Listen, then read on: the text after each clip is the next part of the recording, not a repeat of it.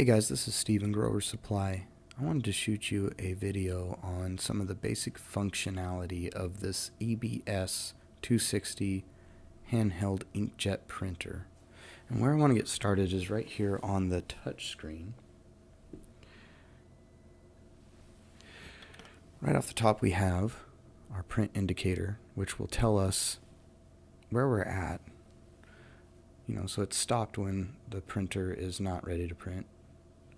You hit start, it turns green, gives you a play sign, and then you hit the trigger and it turns yellow. So right off the top, that's what you got. You have a wireless symbol, which just like any other wireless connectable device, you go in there, you select the wireless symbol, you pick which network you want to connect to, you select it, hit your plus sign, enter in your password right here, hit the green key. We're not going to do that right now because we're already connected to a network here, the speed network here. But once you're connected, it's going to throw up an IP address for you right there, the 192.168.1.123. That's my IP address on this printer. Each printer is going to throw you up a unique IP address. Once you have that, you can jump on your device, whether it be a computer or a tablet, and you plug that into the URL of your browser, so Internet Explorer or Firefox or Google Chrome. You plug that IP address in, and the URL is where you put the www.soonsoforth.com. Once you put that in there, hit enter, it's going to take you to the online EBS software where you can upload a new project, edit a project, you can manipulate settings to your printer, so on and so forth. Basically anything that you can do from the printer, you can do from the software, and vice versa. The only thing I've found that personally I jump on the computer to do consistently is logo work, because logo creating and formatting is much easier on the computer. So that's your wireless feature. Come back here, it is Bluetooth connectable. So a great example of that would be if you had a Bluetooth scale and you were weighing hot bales. Throw a bale on there, get a weight of say 201 pounds. You can have it through Bluetooth, send that directly to your printer, and then print that onto the bale, the exact weight. You have your ink, and if you select that, it's going to give you some basic information, the ink level, the color, what type of ink it is, so on and so forth. You have your battery.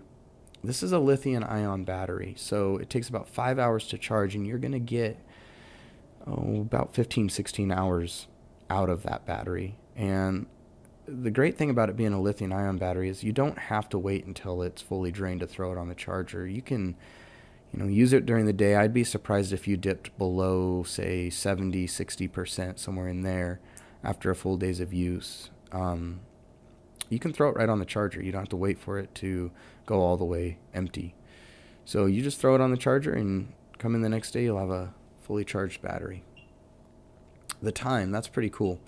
This feature right here, if it's applicable to your application, if you have this set to the accurate date and time, which I do, and then you want it, you can have that information printed out on whatever you're printing.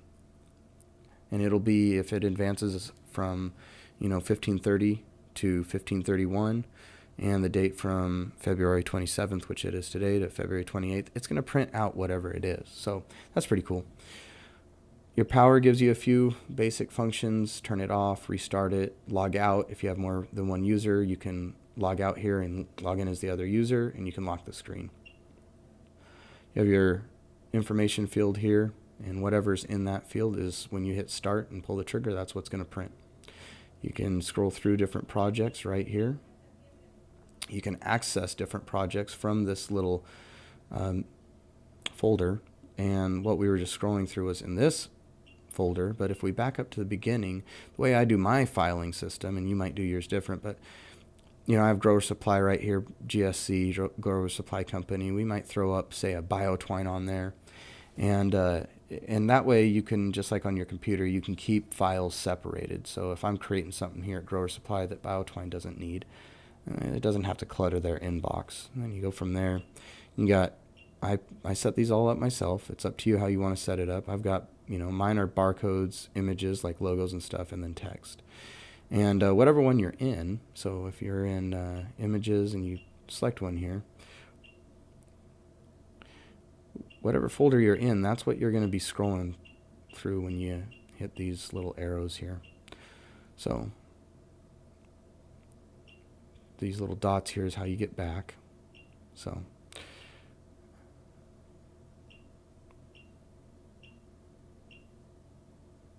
okay.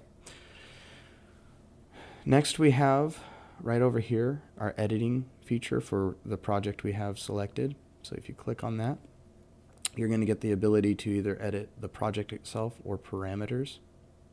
Parameters is going to give you a few, you know, you can select your resolution, same stuff we can do on the screen that we'll look at in a second. You can edit the positioning of the project. If we go back to this edit, you have the project itself. You can come in here. There's a lot of stuff in here that we won't cover in this video for, you know, time's sake. But basically, if you get in here and you want to say change, you know, this is the grower number. Say you wanted to get in there, and for a hop grower, they have lots. So each lot is represented by that last 3 digits. Say you had, you know, you start at lot 001 and you want to go to lot 002. You change that and then save it and so on and so forth. Or say in our hop grower case, you know, your variety, you started with a Cascade and now you're on to Citra. You can do the same thing. Hit that pencil right there. It's going to take you and you can edit it. And you can edit a lot of stuff up here. Like I said, we won't get into it. You can delete it off, position, all that kind of stuff. So we're going to get out of here. You have your droplet, your ink droplet size, and you know, right now everything that you can see behind here was printed on a 1 setting. So you can see it's pretty good at conserving ink. It doesn't use a ton of ink, especially on a lighter material like this white polyplastic. But when you go up to something, say like jute or something, you're going to want to increase the amount of ink. And that's all done right here. So it's a scale 1 to 20. You can do that here, or you can fine tune it with a single indicator here.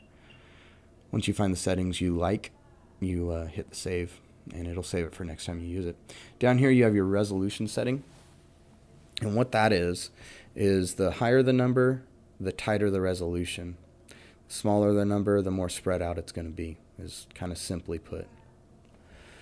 You have your project, and here is, like I was saying earlier, you can go to the software to create a project or edit a project, but you can do it from right here too. And all it's going to do is it's going to go in here, create a project. You can type in some text, or you can type up a barcode, which barcode is basically like setting up text. You just, instead of using a font, you pick a barcode you want to use. So same with edit. You pick edit, pick the project you want to edit. It's kind of the same thing we were doing earlier, except for it's just going at it a different route. You come through here and pick what project you want to edit, whereas here you are editing the project that's already open. Right over here you have tools, and there's a lot of stuff you can get to in here. You know, your settings, service information, messages if it's kicking you up a message like ink low or something or another, expired ink cartridge, something like that. Statistics, I haven't messed with that a lot, but it will give you some basic statistics such as like work time, printouts, so on and so forth, and you can kind of mess around in there. You also, from this area, can access things like you can set up the language, date and time, format, that kind of stuff, sound, users. You can access the Wi-Fi, Bluetooth, all that stuff from in here, so on and so forth. Okay, and then we already covered the start-stop button, so now I want to move to your analog features. And your analog buttons will do some of the same things that we just saw on the touchscreen. So if I'm going to start right here. This is basically your start-stop button. So you see, if I get it in frame here, you can see right down here at my start-stop, if I hit that button, We stopped. We started. You have your power button, and that basically is the same except for you just don't have the ability of logging out or timing out the screen. So, but that's your power button. And then right here is a toggle, basically. If you can see, when I hit that, I'm toggling between, right now I'm up in my text field. Then I go down here to my slider and my next slider. If I take these plus and minus buttons while right now I'm in the text field up here, and I hit those buttons, it's going to do the same thing as these arrows did, just the analog version of that. It's going to scroll through. If I go down here, hitting that toggle switch again and do the ink, it gives me the same capability. Same here. Interesting thing here is if I use these analog buttons on the resolution and I really want to fine-tune my resolution for some reason, it'll go in singles, whereas over here it goes in units of 50. As you can see, it went from 850 to 900 down to 800 there. You see what I mean? Units of 50. So anyway, you do have a USB port here where you can, if you want to upload a project through your USB port, you can do that. You have your charger port right down there. Just pop that cap off and that's going to give you access to that wall charger. Your ink cartridge right here. Once you shut off the printer, which I'll do while I'm finishing up talking here. If you shut off the printer, I don't like to remove the cartridges when the printer is on because there is a micro compressor in here and that's what's pushing the ink out. If there's pressure in here and you take this cartridge off, you do stand the chance of dripping some ink around. I've seen it. So another thing is right out here shoots a laser. You might have seen that earlier when I was pulling the trigger and whatnot. Once you pull the trigger, it's going to shine out a laser onto your surface for guidance. This wheel is synchronized, so as you're printing, this wheel has to be touching the surface and it will print at the speed this wheel is printing at pretty accurately too. Really accurately. So, meaning if I change the speed of my hand, it's synchronized to here, so it's not going to mess up my print job. So now that we're off, you can see it's on there pretty tight. You can see it just twists off, and that's all you have to do to get the ink cartridge off. We also have a cleaning cartridge, and you just slide that cleaning cartridge on there, and you can run cleaner through there to, kind of like a paint gun. You can clean it out. So let's make sure that's on there nice and straight. And then one last thing I'm going to do for you is I'm going to fire this up. Now I'm going to do some printing for you. This gun weighs about 3.5 pounds. Has a 200 milliliter ink cartridge, and that's very efficient. It uses the ink very efficiently. Has 32 jets, which if you get this in the light just right, you can see right there, 32 jets.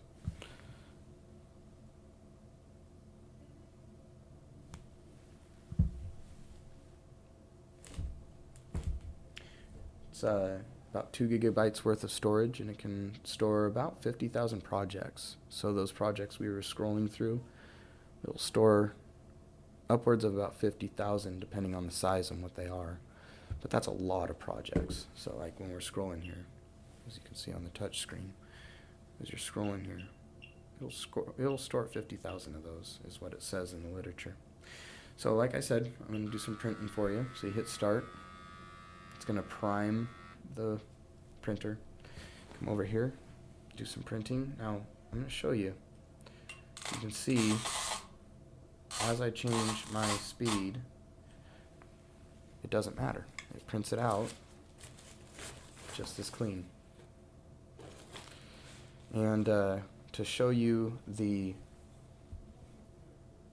resolution I was talking about, we're at 850. Let's increase the spread on that, and let's go down to 400 for example's sake.